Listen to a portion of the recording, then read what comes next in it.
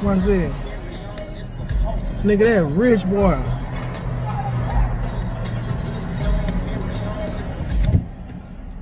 Nigga, that rich boy, fool.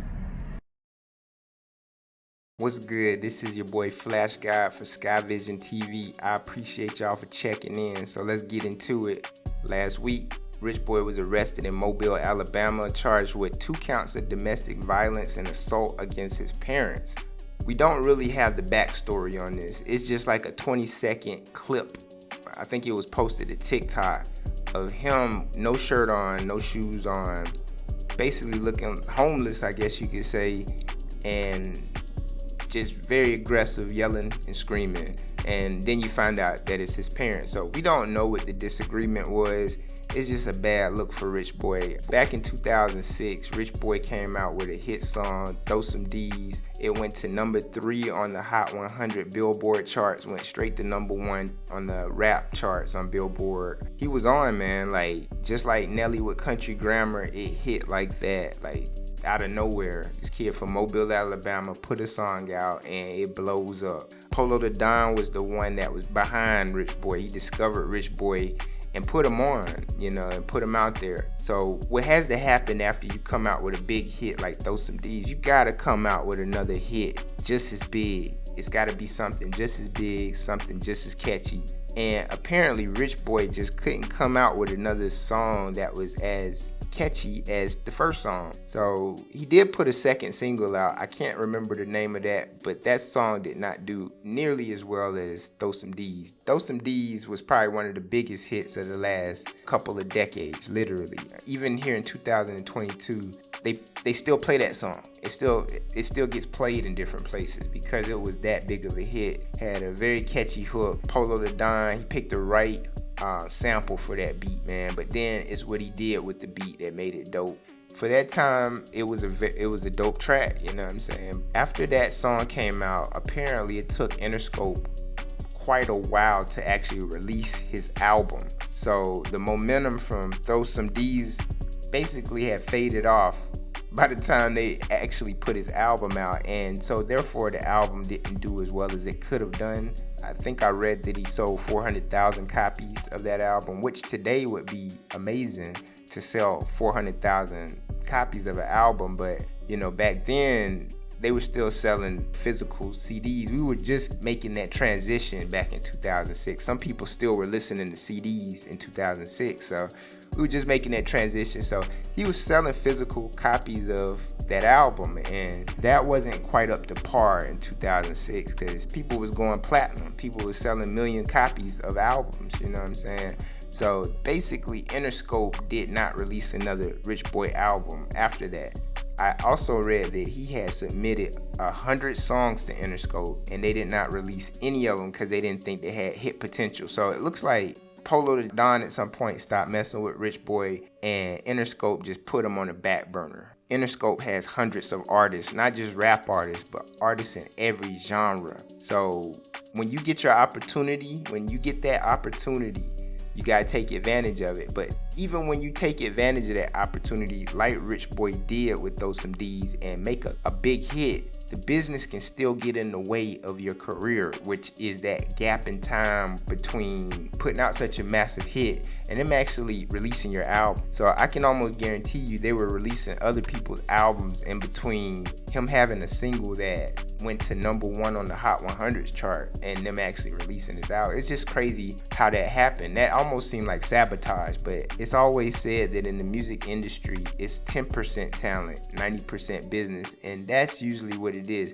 I really feel like artists get lucky when they have a career where they're not railroaded in some kind of way by the label, because it looks like labels, they have too many artists to deal with. It's like going to the DMV. You're gonna wait in line and it ain't nothing you can do about it. It's just too many people. They have to deal with too many people on a daily basis. That's how record labels operate. You're just a number.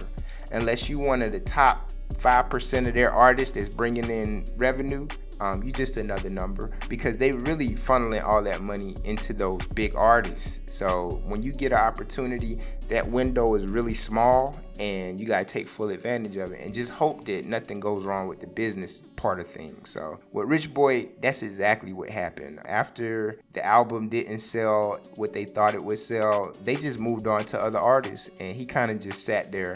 So what we don't know is what was going on from Throw Some D's when he was in the spotlight to what we saw this past week here in 2022 with him basically looking like a crackhead, like a homeless person. What was going on with Rich Boy, we have no idea. And see, that's the other problem with celebrity. It's really good when you're on top and you're successful and you got money and you got fame. But the thing about it is when you fall off, the celebrity don't go away. People still judge you as a celebrity. They're gonna say, look at him. They're gonna point the finger at you and say, what happened to you, or why didn't you know this? They're gonna criticize you like a celebrity.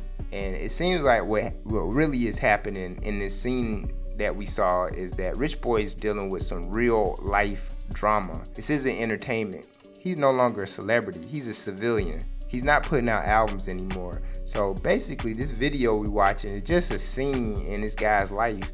Like I say, it's sad. And it seems like everybody wants to be famous, you know, and it's like everybody wants to be on television. They want to be on a reality TV show. They want people to see them. They want to be on social media showing everybody their life and all these things. But I don't think that people know what comes along with fame, especially when you get into the music industry. You know, like that's like a different type of fame. You got to give up a lot to get that type of notoriety, to get Billboard awards and get magazine covers and all this stuff, man. You got to do a lot. And I think that some artists get to a point where they're like, I'm not doing that. I don't want to do that. And when you start saying no, that's when you get shelved. That's when you get pushed back. So who knows? Rich Boy might have been one of those guys that after he got into the industry and saw how they get down, he was like, I ain't doing that stuff. And they was like, well, you're not going to play no more. Like, you're going to sit on the bench. Like, that's the way that goes. So who knows? But at this point, it looks like Rich Boy is at a low point in life, and of course somebody had to have a camera on him while this was going on. I feel bad for him. That was very private, personal moment, and that ain't for everybody to see, because of course with this new social media generation, people are so harsh. They don't have no compassion for none of these folks, man. When we see them going through hard times, all we can do is judge them as celebrities and not people. But, you know, these are real people, man. They go through real stuff. It's sad to see Rich Boy falling so far from where he was in 2006, but that's pretty much how it goes. You know, you really got to look at how many one-hit wonders have come through hip-hop in the last, I just say 5 years, you know, or 10 years, man. You got Fetty Wap, you know, you got Snooty Wild, you got Roscoe Dash. I remember Roscoe Dash. You know, what happened to these guys, man? You know, you got Bob, B.O.B. You know, these guys were like really big at one point. Why'd they get pushed to the back? Why'd they get shelved? Who knows? And what happens to them after that happens, man? Like, you know, a lot of times it's not good what happens to them. They go broke. They end up in jail. So you see their mugshots. Some of them get shot and killed. You know, looking at what happened to Archie Eversole, you know, he's been out the spotlight for a long time, but as soon as he dies, it's like another rapper dead, pretty much. It's crazy, man. So I feel bad for these guys. And I think another thing, before I close out, I think another thing with Rich Boy was he was very young when he got into the industry. And he probably didn't know anything, man. Like Polow Da Don probably sold him a dream, just like Diddy and L.A. Reid and all these other guys. They good at that. They good at getting you to sign that contract, because they know once you sign that contract, they own you. Matter of fact, they know that even if you stop dealing with them, they still own you. They own your name, they own your likeness, and they own your song. So although Rich Boy got caught up and arrested and put in jail, if they Throw Some D's on it right now, Interscope will get paid, not Rich Boy. You know what I'm saying? So Interscope could care less about this guy, man. These labels, you gotta make sure you play your cards the right way when you're dealing with these labels, man. If you're not, you gotta do your homework. You can't come in young and naive with a dream. They'll kill that dream. Unless you're one of the rare few that can string, I say 4 to 5 hits in a row together. Unless you want to, and that's like batting 1,000, man. That's really hard to do. It's like shooting like 10 for 10 in a basketball game. That's really hard to do. But some artists are lucky and fortunate enough to do that. Most artists are not. After one hit, that second one, people are very fickle, man. You know, they might like your first song, that second song, they just don't like it like that. And that's the end of your career, literally. Especially a big label like Interscope, they have moved on. They on to the next one. They don't have time to come back around to you to put more money into you till you figure it out.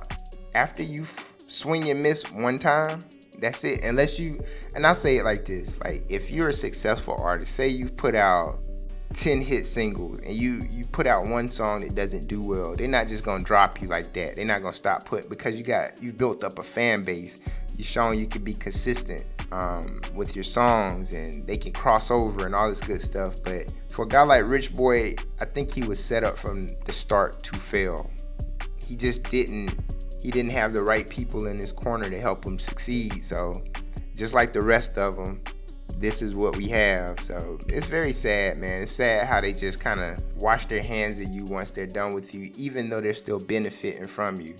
It's very sad, but I could say that for a lot of things, you know. If you know, you know what I'm talking about. But yeah, it's a sad situation. But I'm gonna go ahead and close it out on that note. This has been episode 1 of Sky Vision TV.